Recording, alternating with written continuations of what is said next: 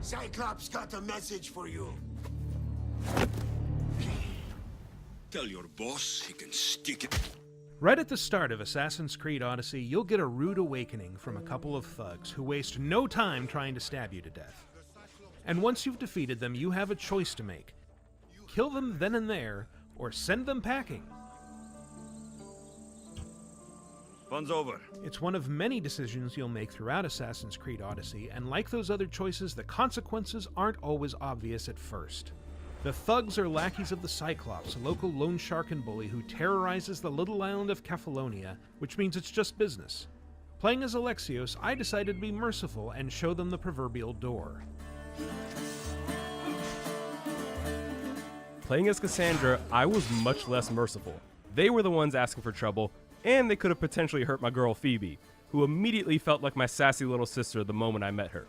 So I decided to end their lives on the spot. You have a lesson to learn.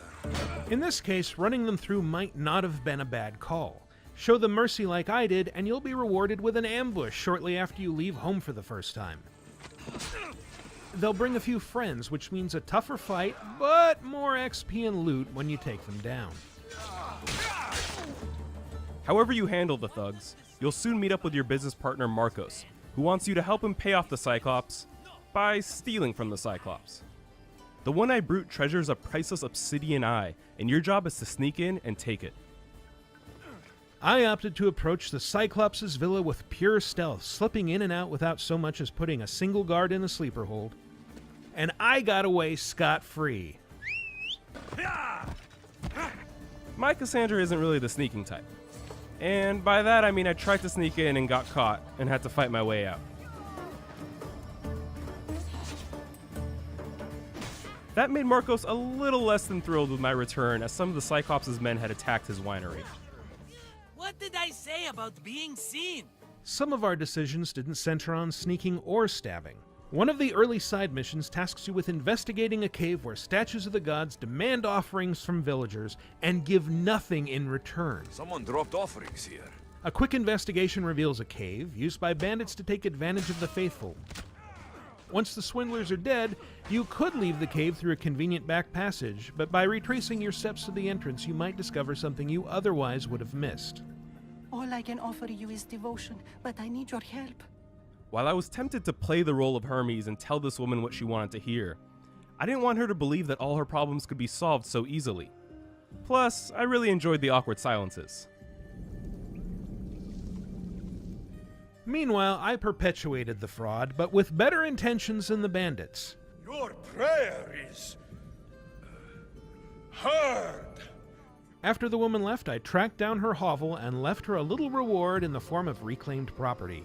It was a small gesture, but one that netted me some bonus XP. Sometimes you have to wait a while for the consequences of your actions to really manifest. At one point, Phoebe asks you to check up on a playmate whose village is under strict quarantine. The kind so strict that most of it has been burned to the ground, and many of the residents have been put to the sword. He won't let us go.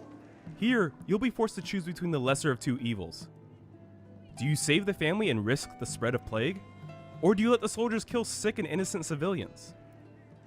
In this case, neither one of us had the heart to let some overzealous soldiers kill a family, so we rushed to their defense, fighting off soldiers and freeing the captives. Let them go. What? We're well enough to travel, but need healing. Okay, that might have not been the smartest call, but they'll probably be fine, right? Spoiler alert, several hours and a couple of story arcs later, we find out that our decision had severe consequences for Kefalonia. There doesn't seem to be a cure. Many have died. Malaka. That priest was right. Oops. We did all of this in our first couple of hours with Assassin's Creed Odyssey, and it began a journey that took us to new lands, new adventures, and a lot of new choices. And you'll be able to make those choices for yourself starting October 5th, when Assassin's Creed Odyssey launches on PS4, Xbox One, and PC. For more on Assassin's Creed, be sure to subscribe to this channel and visit us at news.ubisoft.com. Assassin's Creed Odyssey, available October 5th. The gods have spoken.